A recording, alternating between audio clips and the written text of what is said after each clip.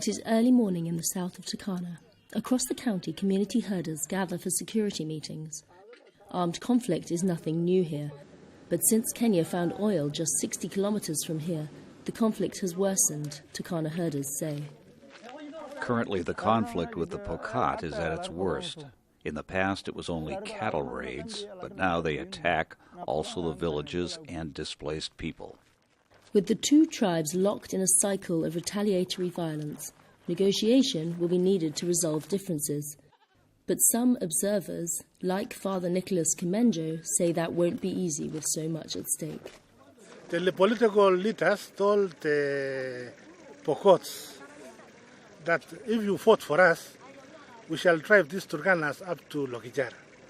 Because their aim now is, since the oil is there, if we also attain this to be our property, we shall have a monopoly of the property and we can prosper. Whole villages have been burnt to the ground and unarmed civilians killed. Last year, Lekwa was a busy village with a thriving primary school.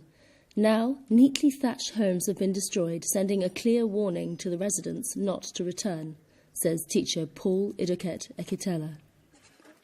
They are barren. They are person. Because that person was killed on the way coming to this place.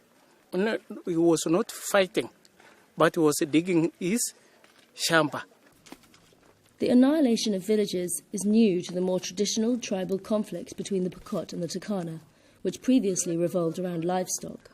Now it is developing into a scorched earth campaign, a form of land wrestling that works by creating so much insecurity that people move away.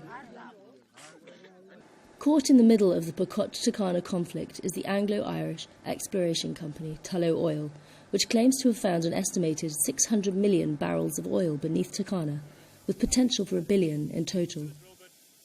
To operate in such a sensitive and historically marginalised environment requires oil companies to tread carefully, says Tullow's Andy Dimitriou. People live off their land still. They still live in the way they lived hundreds of years ago, in most cases.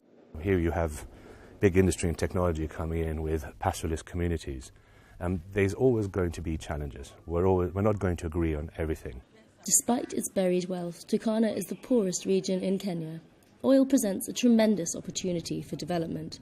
But critics, like Turkana activist Lopeok Ricardo Simeon, fear that the local communities here are being cut out of the equation by the government in Nairobi.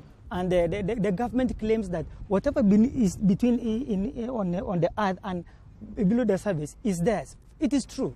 But we need to be consulted also, because whatever is embedded on the earth, we have to be consulted because we are the owners of the land. We also want to have a take in this process.